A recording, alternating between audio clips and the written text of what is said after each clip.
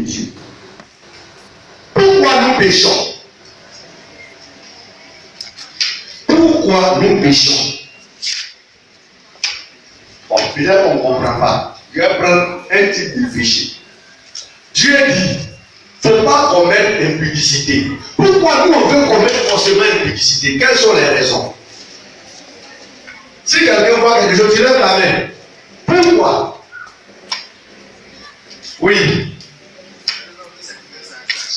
L'homme veut satisfaire à sa chair. Derrière, tu as levé la main, oui. C'est tout. L'homme veut satisfaire à sa chair. C'est pas faux non plus. Oui.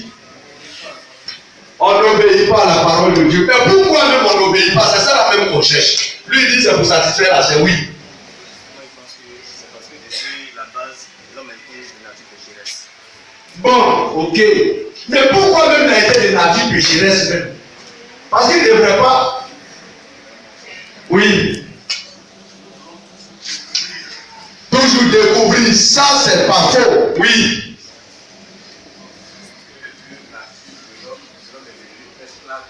Du péché, ça c'est pas faux.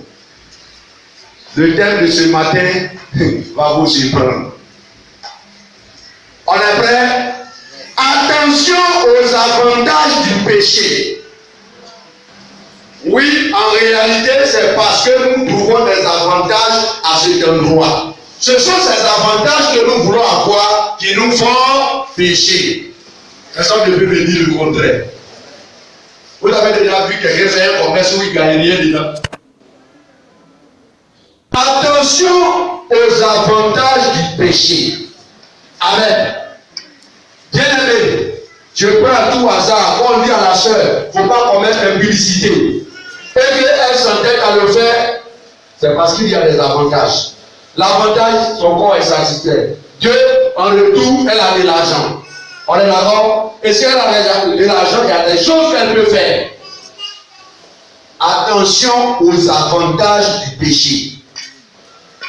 Plusieurs personnes regardent les avantages du péché et les commettent. Faisons beaucoup attention.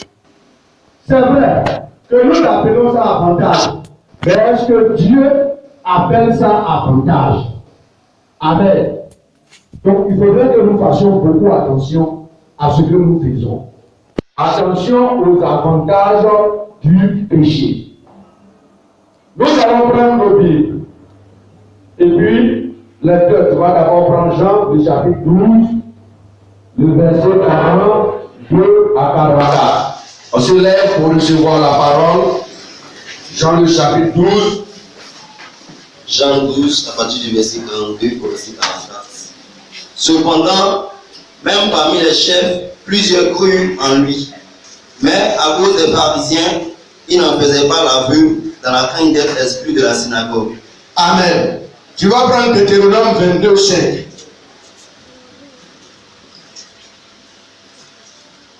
Deutéronome 22, 5. Une femme ne portera point un habillement d'homme et un homme ne mettra point des vêtements de femme. Car quiconque fait ces choses est en abomination à l'Éternel ton Dieu. Je prends maintenant 1 Corinthiens 11, verset 13. 1 Corinthiens 11, 13. Jugez en vous-même. Est-il convenable qu'une femme prie sans être voilée? Prends Genèse 3, 21. Genèse 3, 21. L'Éternel Dieu fit à Adam et à sa femme des habits de peau et il les en revêtit. Prends 2 Pierre 3, verset 10. 2 Pierre 3, verset 10. 2 Pierre 3, 10. Le jour du Seigneur viendra comme un voleur. En ce jour, les cieux passeront avec fracas, les éléments embrasés se dissoudront, et la terre avec les œuvres qu'elle renferme sera consumée. Enfin, Apocalypse 21, verset 1. Apocalypse 21, le verset 1. Puis je vis un nouveau ciel et une nouvelle terre, car le premier ciel et la première terre avaient disparu, et la mer n'était plus. Amen. Nous nous asseyons. Ok.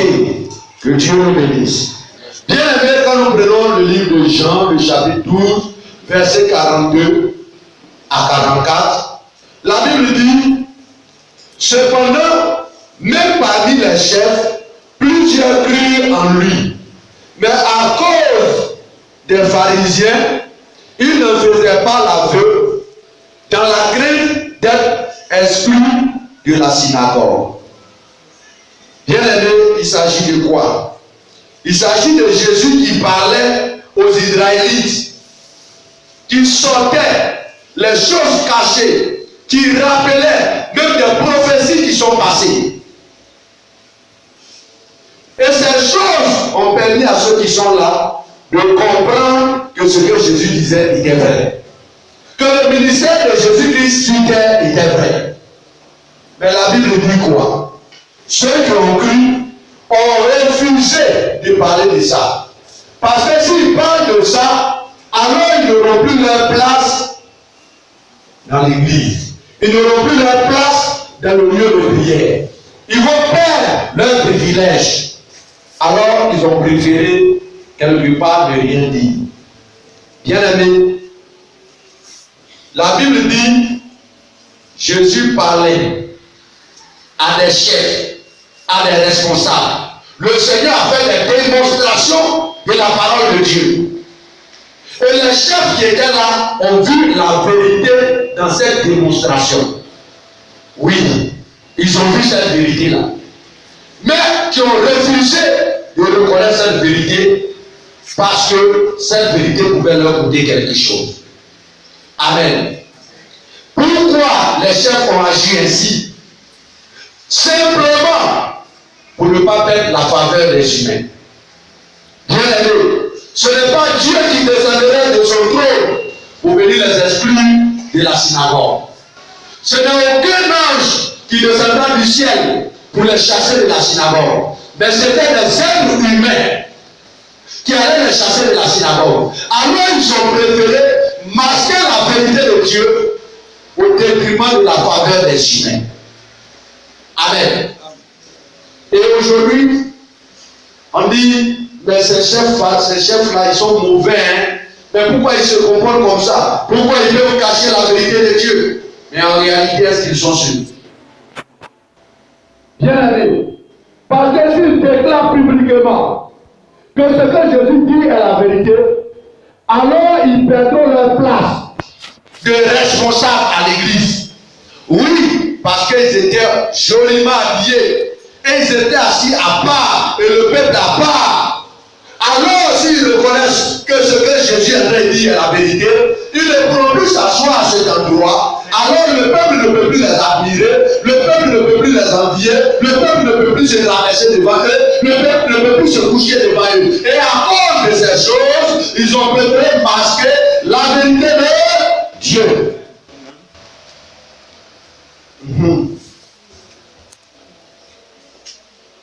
Vous appelez à un technicien. Est-ce que vous m'entendez très bien? Ok. Bien aimé. Ils ont préféré conserver leur place. Ces chefs ont préféré conserver leur place en lieu et place de la gloire de Dieu. Oui, c'est ça. Ils ont préféré conserver leur place. Ah, moi vraiment, je ne veux pas perdre ma place parce que vraiment, si je dois reconnaître, et puis demain, ils vont dire, bon, comme tu as un Jésus, il ne faut plus rentrer ici, c'est pas la peine. Bien aimé, ce ne sont que des faveurs des hommes. La seule faveur qui est importante sur terre, la seule faveur qui est importante dans le ciel, la seule faveur qui est importante sur la terre, la seule faveur qui est importante dans les océans, la seule faveur qui est importante dans les airs, c'est la faveur de l'Éternel. Aujourd'hui, tu peux avoir la faveur d'un humain, demain tu peux avoir cette faveur, vrai ou faux? Mais quand tu as la faveur de Dieu, tu l'as pour toujours. La Bible dit que David était l'homme selon le cœur de Dieu. Alors que David a fait Dieu Élie. Mais la faveur de Dieu a pardonné. Amen. C'est pourquoi faites attention à la faveur des hommes. Ce n'est pas mauvais. Mais s'il faut pécher pour avoir cette faveur, faisons attention. Amen. Bien aimé, Ce que nous sommes en train de dire, ça c'était autrefois. Mais sachez que même aujourd'hui, des chefs, c'est-à-dire nous, pasteurs, nous-mêmes, et même des fidèles, connaissent ce qui est vrai, la vérité de Dieu. Amen. Mais préfèrent faire le contraire. C'est-à-dire, ils préfèrent pécher. Parce qu'en faisant le contraire, ils ont des avantages. Amen. Bien-aimés, faisons attention à ce que nous faisons dans nos églises. Faisons attention à la façon dont nous prêchons. Je commence par nous-mêmes, pasteurs. Parce que quand vous rentrez dans une maison, si le père est comme ça, que la mère est comme ça, ne soyez pas surpris que le fils est comme ça. Si le pasteur est tordu, ne soyez pas surpris que les fidèles soient tordus. Parce que les fidèles sont forgés, le pasteur, le modèle, comprend pour forger les fidèles. Alors si lui-même il est comme ça, pourquoi tu veux que le fidèle se redresse? Parce que c'est impudique et tu dis au fidèle de ne pas commettre l'impudicité. Quel est le modèle qu'il regarde? Attends, attention. Viens. Enlève ce truc qui est sur le micro là, orange. Moi je préfère faire la pratique avec les gens. J'ai scotché. Mon ami. Vous voyez ça? On veut fabriquer ça là beaucoup. On est là-bas et on fabrique des moules pour ça. Pour pouvoir fabriquer ça. Mais il se trouve qu'on fabrique un et on se rend compte que ici est fermé, ici est fermé, ici est fermé, il n'y a pas tout. On va dire quoi? Ça a réussi ou ça n'a pas réussi? Ça n'a pas réussi. Alors comprenez que quand le pasteur lui-même est tordu et que le fidèle est droit, c'est comme le fidèle n'a pas réussi à ses yeux. C'est la réalité. C'est comme le fidèle n'a pas réussi. Je veux que tu sois droit. Moi je suis comme ça. Je te forge pour que tu sois comme moi. Et toi tu es comme ça. Alors qui de nous n'a pas réussi? C'est toi. Parce que c'est toi que je suis en train de forger. Ce n'est pas moi qu'on forge. C'est toi qu'on forge. Alléluia. Pasteur tordu. Et vous voulez que celui qui sort de lui soit droit. C'est quelle sorcellerie ça? C'est ça la réalité de nos églises. Le pasteur lui-même connaît la vérité, mais il préfère laisser la vérité pour faire autre chose. Même, attendez, j'arrive. Ça me gêne. Amen. Bien-aimé, attention aux avantages du péché. Car Dieu n'est pas dans les avantages que le péché nous donne. Les avantages que le péché nous donne ne sont pas une bénédiction devant Dieu. Même si tu viens rendre témoignage à l'église pour qu'on l'acclame, mais Dieu ne voit pas ça en bénédiction. Amen. Tout le monde sait. Tout le monde qui le sait, il sait. Il a écrit dans Deutéronome 22, le verset 5, qu'une femme ne mettra pas un habillement d'homme. Mais le pasteur préfère fermer les yeux dessus. Parce que s'il applique cela, alors il n'aura pas assez de fidèles dans l'église. Et s'il n'y a pas assez de fidèles, il n'aura pas beaucoup d'offrandes dans le panier. Est-ce que c'est pour toi, les offrandes? Ça c'est pour toi? Est-ce que c'est pour toi? Et le pasteur préfère ne pas appliquer. Il dit non, Dieu regarde au cœur. Et il va plus loin pour justifier son péché. En disant non, Dieu regarde au cœur. Il ne regarde pas ce que tu portes. Eh maman, pourquoi tu n'es pas venu ici en pantalon?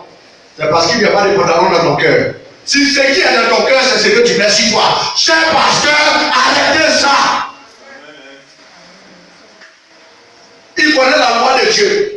Mais à cause des avantages du péché, il préfère ne pas appliquer. Et il dit, j'ai une église de 5000 personnes. Laisse-moi te dire ce matin, Dieu n'est pas dans ce que tu fais.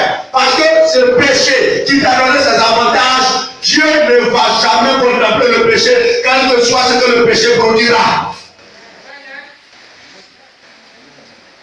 Il connaît la loi de Dieu. Il sait ce que la parole demande. Il sait ce que la parole veut.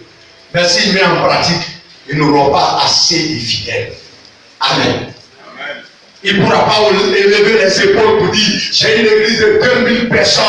Il ne pourra pas le dire. Pourquoi? Simplement parce qu'il est en train d'appliquer la parole de Dieu. Il ne voit aucun avantage en appliquant ce verset. Aucun avantage pour lui. Au contraire, les gens vont venir, ils vont repartir. L'église sera vide. Mais attends, est-ce que l'église t'appartient? C'est ce que beaucoup de pasteurs n'ont pas encore compris. Croyant que l'église les appartient. Qui vous a dit ça? Attendez, Jésus-Christ va venir. Quand il va repartir, on va voir si tu vas faire l'église encore. La seule église qui va exister, c'est l'église des Satan. Elle continuera d'exister. Et tous ceux qui ne seront pas enlevés d'office seront fidèles de cette église. Donc faites votre effort pour être enlevé. Tu es ici, je te brûle Satan. Je te découpe. Je mets le sang sur toi. Je mets le javel sur toi. Et même tu te retrouves dans son église.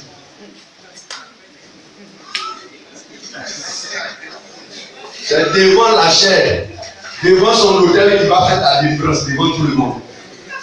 Parce que tu es possédé. Et c'est ça que nous oublions. Amen. Amen. Donc le vrai problème, il n'y a pas seulement que le peuple de Dieu, mais le péché la plupart du temps commence chez nous les pasteurs, commence dans la doctrine que nous implantons dans l'église elle-même. Le péché commence par la doctrine. Nous connaissons la sainte doctrine, mais on préfère inventer des choses pour que nous puissions avoir des avantages. Les avantages du péché. Le péché permet de remplir un temps d'année rien dedans.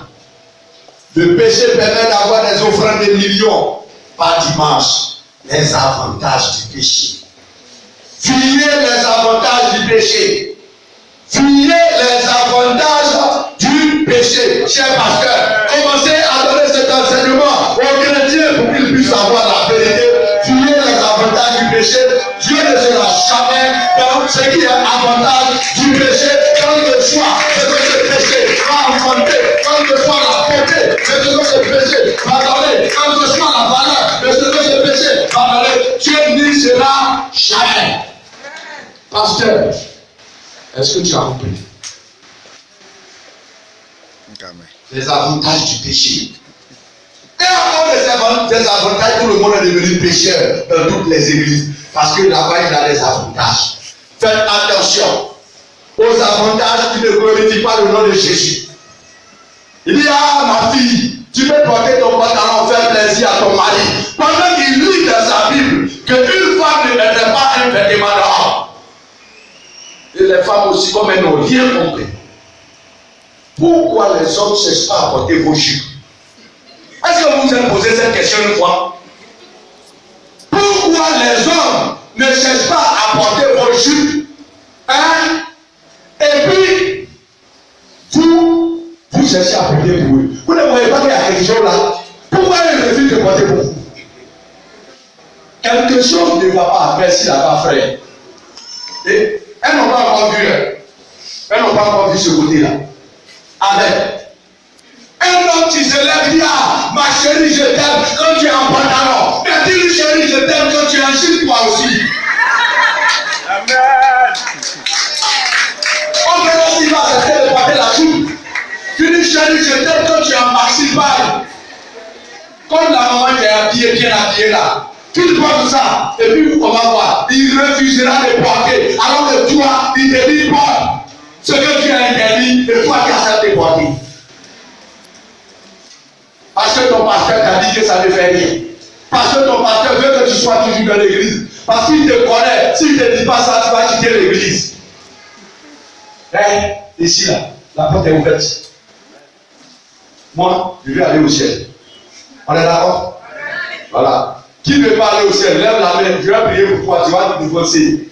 Prière ça là, je sais faire. Prière ça là, quand on fait la Dieu exauce sa vie. Seigneur, merci, voici ton fils ou ta fille, vraiment, qui dit, elle n'a plus besoin de la vie que tu lui as donnée, tu peux la reprendre au nom de Jésus. Amen. C'est pas long. Les avantages du péché dans nos églises. Aujourd'hui, je prends cette personne de Deutéronome 22, verset 5. Plusieurs pasteurs se sont voilés la face en trouvant différentes interprétations. Non, Dieu est-il devenu prêtre? Il ne connaît pas cœur, il ne connaît pas habit. Parce que simplement, le pasteur a son avantage. La première dame est venue prier dans son église. Elle est venue en pantalon. S'il dit ça, elle va prier l'église. Or, elle se son offrande là. Ça peut construire le temple chaque dimanche. En voyant la femme de Macron ici, elle n'entrera pas ici tant qu'elle, en tant qu'elle serait là. Si elle a un pantalon, elle n'entre pas. Parce que Macron n'est pas mon patron. Elle ne sera jamais mon patron. Mon patron s'appelle l'Éternel des armées. L'alpha et l'oméga. Le grand Dieu du matin. C'est lui qui est mon patron. C'est devant lui que je dois dire oui. À cause, l'argent fait partie des avantages du péché. De ce côté-là. Amen. Toi qui me regardes ce matin, fais attention aux avantages du péché. Car tous les avantages que le péché te procure n'entreront point dans le royaume de Dieu. C'est important. Bien aimé. Aujourd'hui, plusieurs pasteurs ont fermé les yeux sur la dépravation vestimentaire dans nos églises. Parce que s'ils parlent, alors les fidèles n'entreront pas. La soeur, tu peux venir à ta leçon. Ne serait-ce que si ça ne te gêne pas. Quoi?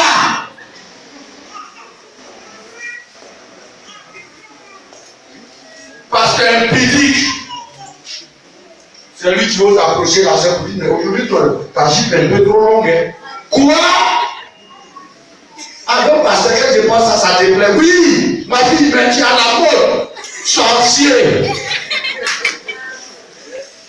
Pasteur sorcier. Attends. Le sorcier, son objectif, c'est quoi? C'est pas de nous envoyer à l'enfer. Ce que le pasteur fait avec la soeur, là, c'est pour l'envoyer où? Alors, lui et le sorcier, là, où est la différence? Sauf que lui, il a porté l'habit des pasteurs, le sorcier, lui, il n'a pas encore couvert sur l'habit des pasteurs. Amen. Et aujourd'hui, il y a la dépravation dans les églises. Alors que nous savons que Dieu a fait conversionner des habits, ne serait-ce que pour cacher la nudité de ses enfants. Mais aujourd'hui, dans nos églises, nous, pasteurs, on autorise n'importe quel tenue. La soeur arrive avec habit un bras. Hey! Seigneur, que je veux avant que ça n'arrive ici. Dis, retenez une chose ce matin. Le monde est fait d'une dualité. Ça veut dire que généralement tout ce qui est dans le monde c'est deux. Vous comprenez? Les éléments qui sont un sont pas beaucoup. Vous comprenez? Alors, s'il y a ce qui est pour Dieu, ça veut dire qu'il y a ce qui est pour. Ne oubliez pas cela. Sachez que dans ce que nous faisons sur terre, ce que nous portons comme habit, il y a des habits qui ne glorifient pas Dieu, mais plutôt qui glorifient la sirène des choses. Il faut savoir faire la différence entre ces habits. Et si c'est ce que ton pasteur aime, il faut quitter cette église. Ce n'est pas une église, c'est une morgue spirituelle. Un endroit où les âmes sont stockées en attendant de les envoyer à l'enfer. C'est ce qu'on appelle une morgue spirituelle. Et nous, on voit ça sous forme d'église chez nous ici. Ce n'est pas une église, c'est une morgue. Aujourd'hui, des soeurs arrivent à l'église, les signes carrément au dehors. Oui, parce que le pasteur lui-même, depuis son hôtel, il arrive quand même à rester ses yeux. Attends, il y a une chose que je ne comprends pas. Si c'est parce que les saints de toi, pasteur, ta femme sont chrétiennes, mais il faut arranger, ça va, il faut soutenir, ça va sortir. Et puis tu vas regarder. Tu as oublié d'aller regarder pour quelqu'un d'autre. Amen. Parce qu'il arrive à tirer un avantage là, c'est-à-dire à satisfaire sa chair, comme lui il a dit.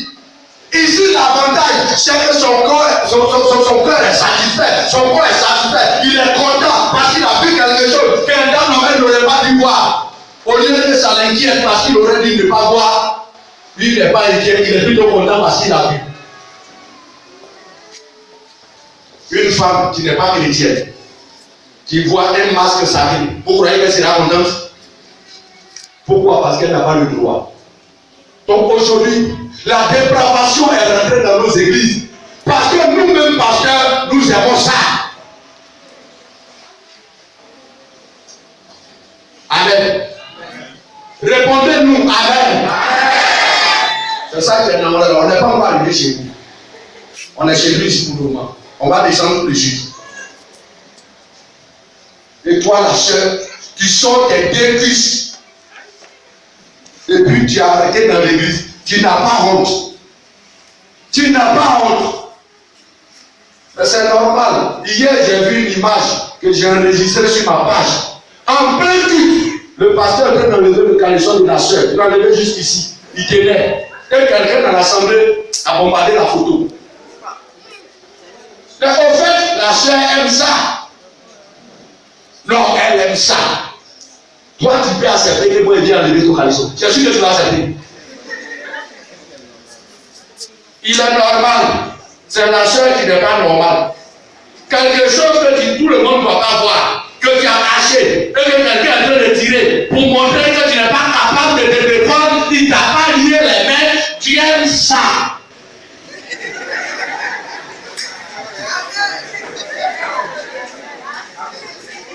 Voilà, merci là-bas, c'était cette image. Tu peux accepter que Dieu te fait ça? C'est pas une église qui est là. C'est pas une église. C'est pas une église autre Dieu. Est-ce que c'est le Saint-Esprit qui demande ça? Regarde, monsieur. J'espère que tu vois. Il ne faut pas t'aider. Regardez.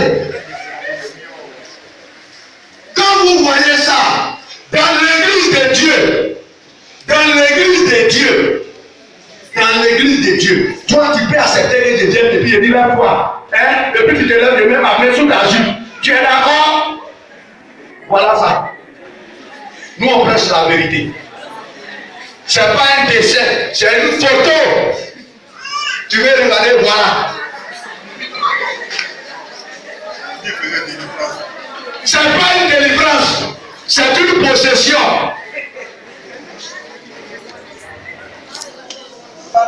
C'est une possession. J'ai dit c'est une possession. Regardez, donne-moi l'image. Regardez comment la soeur même est habillée. C'est normal, au fait c'est normal. Regardez comment elle est habillée. Madame, laisse avec toi. Vous croyez que tel qu'elle est habillée, non, attache ton paille. Tel qu'elle est habillée là, je peux avoir accès facilement à son dessous. Mais regardez comment elle est habillée. Mais au fait c'est normal. Elle aime ça. Elle aime ça. Elle est belle, elle est même en joie. Elle aime le pasteur même.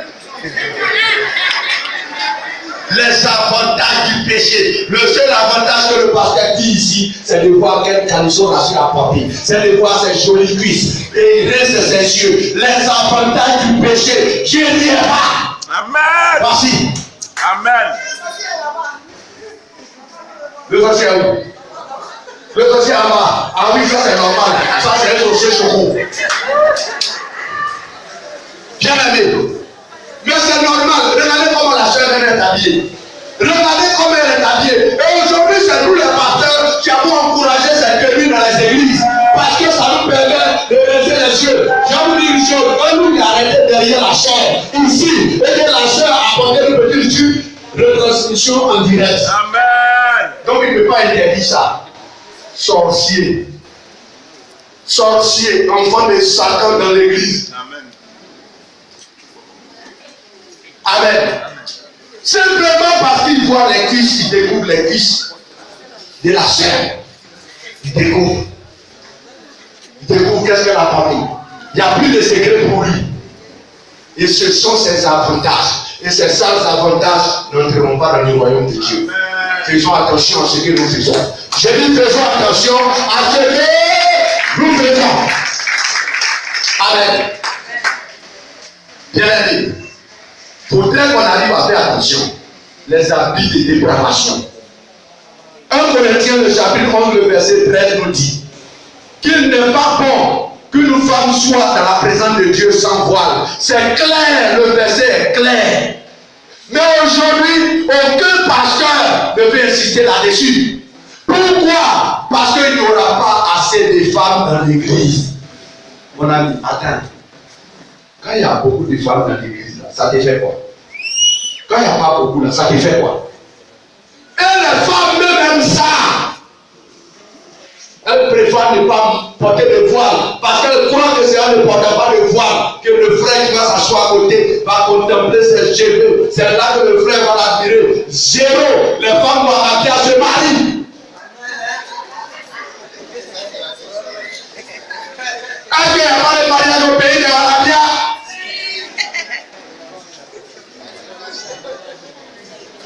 Habillé comme Nika. Mais Madou dit je veux ça. Hein?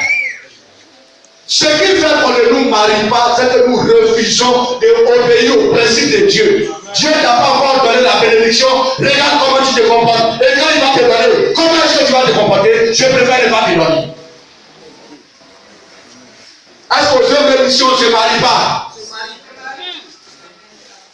Eux-mêmes, ce n'est pas seulement dans le temple, au dehors. Alors, parce que nous-mêmes chrétiens, on s'est dit que non, là on verra que je suis père. Il faut que je me produise devant les gens. Avec un voile sur la tête, on ne verra pas ma beauté. Alors, ma soeur, il y a une chose. Ou tu es jolie, ou tu n'es pas jolie. Ça fait des choses. Voilà, ça n'a jamais enlevé beauté à quelqu'un. Regardez cette femme. Elle est très jolie. Ça là, ça ne peut rien enlever. Et ça là, ça témoigne qu'elle est femme. Et un homme peut l'épouser. L'ange arrive dans l'église, il voit tout le monde en garçon. Oui, parce que la Bible dit, à cause des anges dans l'église, que les femmes mettent quelque chose sur la tête pour que les anges arrivent à savoir qui est homme, qui est femme. Alors l'ange rentre dans l'église, tout le monde a la tête nue, l'ange dit, le Dieu, c'est les garçons qui sont réunis, il n'y a pas de femmes là-bas. Donc il faut laisser avec du mariage. Puisque Dieu ne va pas permettre que les hommes se marient entre eux. Satan dit, mais deux fois, voici comment il n'y a pas de mariage dans nos églises. Dieu lui-même ne se déplace pas comme ça. C'est les anges qui l'envoient. Vous avez déjà vu Wagner se lever parler quelque part? Il envoie toujours des gens. Donc l'ange arrive. On dit à cause de trois femmes, coupe la tête pour que quand il te voit, il sache que tu es femme. Il arrive, tout le monde est même chose. Il refuse le vieux. Là-bas, il n'y a pas de femme encore. On dit, bon, mettez le dossier à vous. Pourquoi ils vont te marier? Dieu ne permettra pas le mariage entre deux hommes. Si tu te comportes comme un homme, alors Dieu ne peut pas te donner un autre homme. Il ne peut pas te donner une femme. Parce que tu es un homme travesti. Quand un homme porte des habits de femme, on dit c'est un quoi? Un travesti. Mais pourtant, quand une femme porte des habits d'homme, on n'a pas de ça, c'est pas travesti. Amen. Faisons attention. Appliquons la parole de Dieu. Fuyons les avantages du péché. Car ces avantages ne pourront jamais nous accompagner dans le royaume de Dieu. Au contraire, ces avantages, le Dieu ne va les utiliser pour nous accuser devant Dieu. Et nous, pasteurs, on n'est pas prêts à prêcher certains messages dans nos églises. Parce que si nous prêchons cela, l'église c'est la vie. Et je suis venu à nouveau moi seul, moi et ma femme. Pour la vérité, celui qui est parti, si je t'ai offensé, je te demande pardon. Mais si c'est pour la vérité, Dion, je ne vais jamais arrêter de dire la vérité, d'appliquer la vérité jusqu'à ce que je meurs. Parce que moi-même, je suis obligé de le faire. Et toi aussi, tu es obligé d'accepter la vérité. Hein?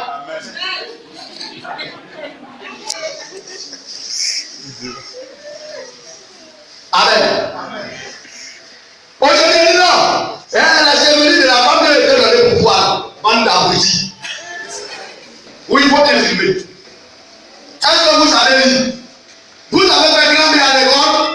Vous avez fait le son des Français? On vous dit que la femme est hors du temps. Elle n'est pas obligée de mettre un voile. Car sa longue cérémonie, il a été dans le pouvoir. Mais lorsqu'elle débat, Dieu est dans le temps, elle doit mettre. Lisez très bien, c'est français.